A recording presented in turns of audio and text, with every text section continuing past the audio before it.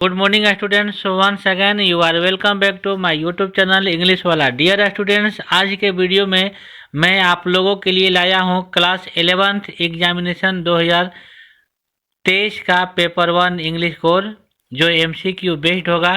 और यह एक तरह से क्वेश्चन बैंक है, जो पिछला सेशन में जो क्वेश्चन आया था उसका कंप्लीट सॉल्यूशन मैं आज आपको वीडियो में देने वाला हूं।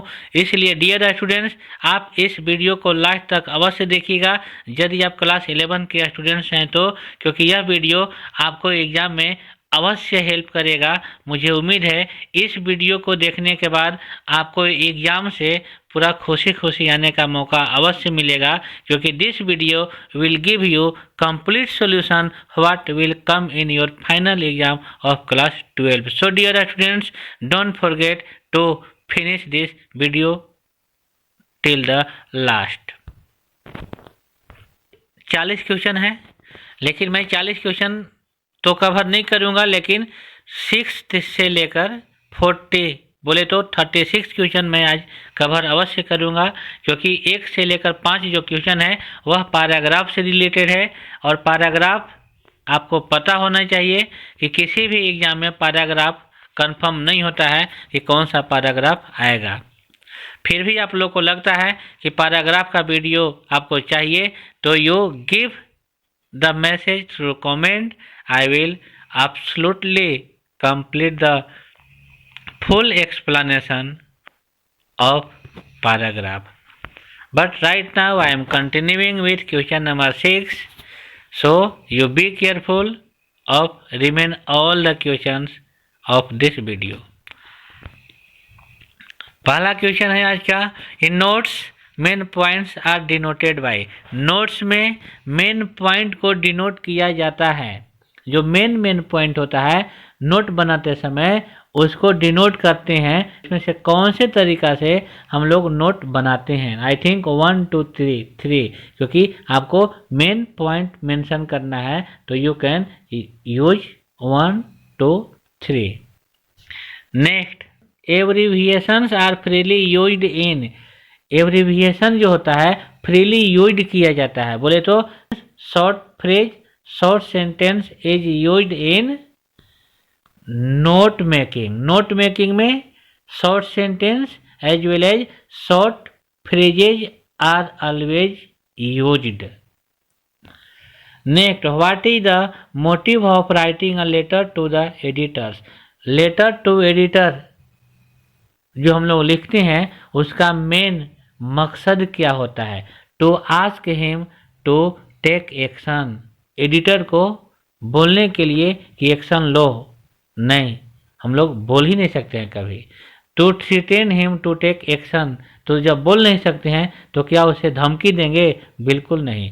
यदि बोल नहीं सकते हैं, धमकी नहीं दे सकते हैं, ऑप्शन नंबर 3 है to order him to take action, उसको आदेश देंगे एक्शन लेने के लिए, ये भी सही नहीं है। चौथा ऑप्शन होगा to request him to give some space to your letter in his paper. उसे रिक्वेस्ट करेंगे कि आप कुछ स्पेस दीजिए अपने पेपर में। किसके लिए? मेरे लेटर के लिए। रिक्वेस्ट के अलावा हम लोग उसे कुछ कह ही नहीं सकते हैं, उसे कुछ बोल ही नहीं सकते हैं। Dear students, that's why right answer is option number 4। Question number 9, letters to the editor are written for.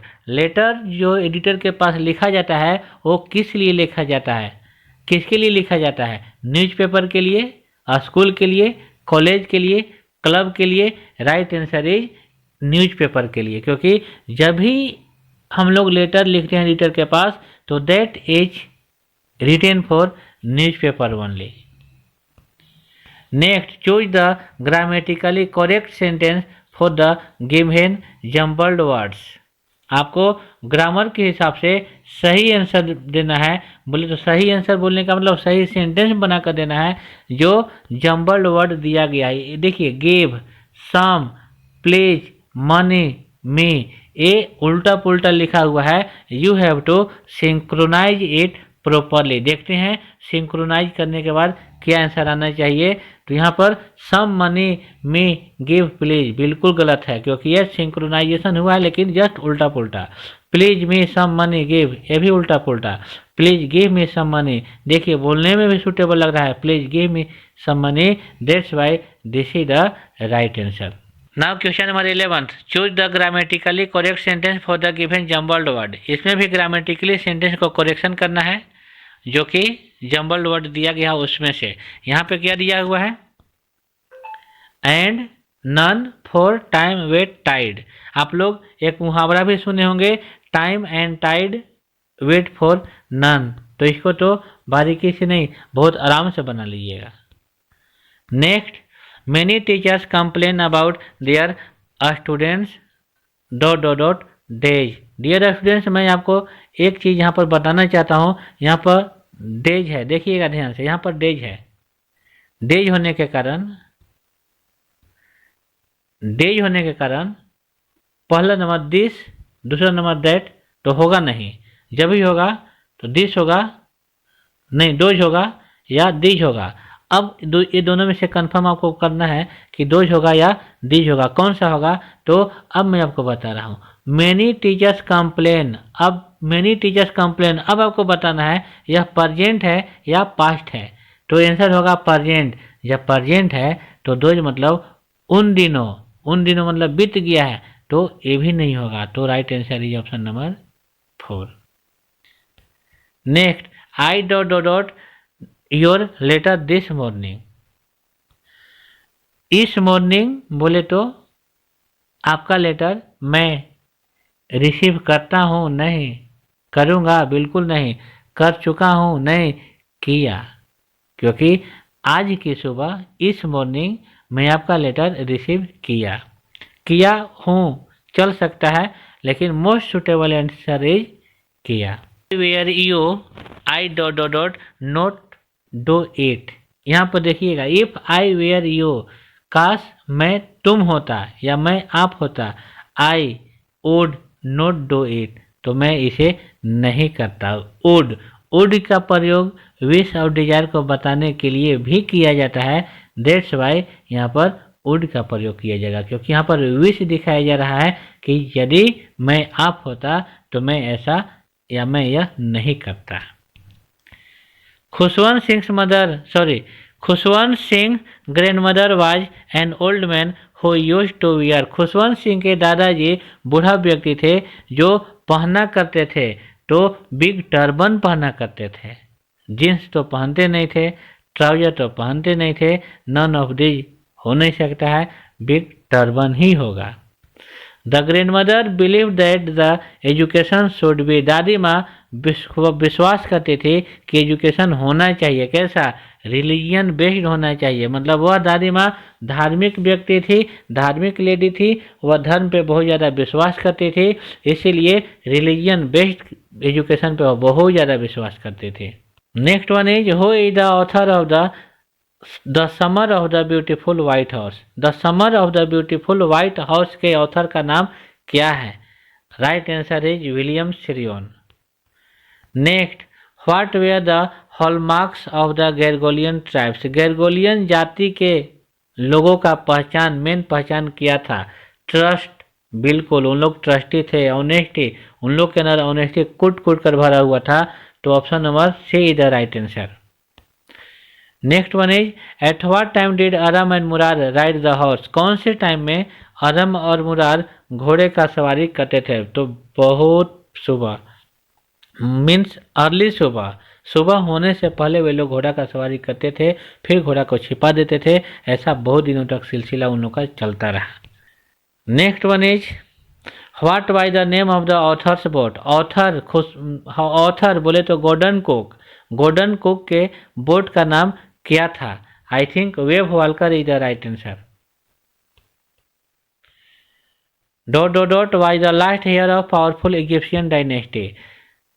आमीनहोटेप third, Amenhotep four, king Tut, none of this. इसमें आपको बताना है कि इजिप्शियन, पावरफुल इजिप्शियन डायनेस्टी का सबसे अंतिम वारिस कौन था?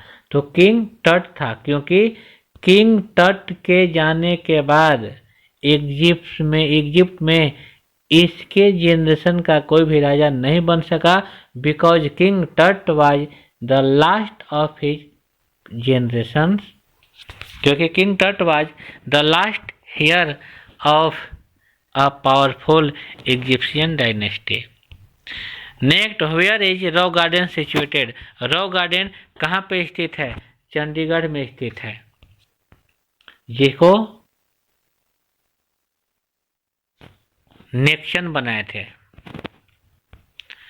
The first green party was established in New Zealand in dot dot dot. First time green party New Zealand में पाया गया था, बनाया गया था 1972 में। Where did Gangadhar Pant start his journey? Gangadhar Pant अपना यात्रा कहाँ से स्टार्ट करते हैं? तो पुणे से स्टार्ट करते हैं। Mister Crocker Harris is a, mister Crocker Harris हैं, क्या हैं? तो मिडिल एज मास्टर हैं। The photograph was taken, photograph लिया गया है। When the narrator was a child, जब नरेटर बची थी उस समय, तो नहीं, उस समय नहीं। When the narrator was not even born, जब नरेटर यहाँ तक जन्म नहीं ली थी उसी समय फोटोग्राफ लिया गया, बिल्कुल सही है। Who is the poet of the poem the voice of the rain? Voice of the rain के पोएट का नाम क्या है? I think answer is Walt Whitman. After the bird fly away the laburnum trees become, यहाँ पर bird बोला गया है गोल्डफिंच को, क्योंकि इस लेबनम टॉप पे गोल्डफिंच ही आती है। तो गोल्डफिंच को जाने के बाद द लेबनम ट्री जो है, लेबनम पेड़ है, बन जाता है। क्या बन जाता है? एम्प्टी। एम्प्टी हो जाता है? नहीं।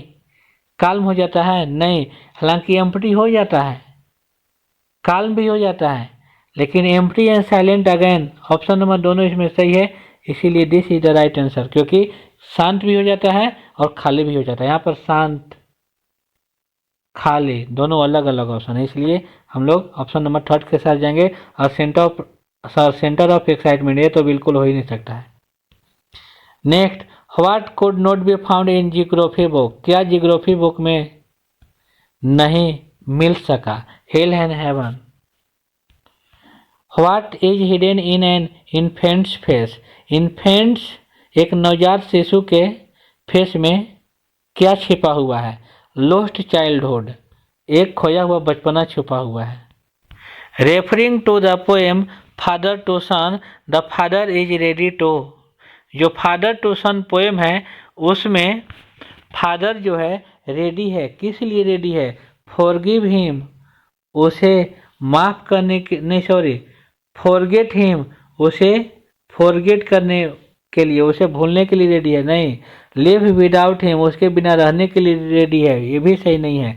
फॉरगिव हिम, अपने बेटे को माफ करने के लिए रेडी है कि बेटा जो भी कुछ किया वो मैं माफ करूंगा, मैं उसे रिलेशन बनाकर रहना चाहता हूँ, सही सही से रहना चाहता हूँ। लेकिन बेटा है कि सुनने का नाम ही नहीं ले रहा है, क्योंकि दोनों के बीच में मेरे ख्याल से जनरेशन गैप हो चुका है। और इस पोएम में इसी चीज़ को मुख्य रूप से हाईलाइट किया गया है।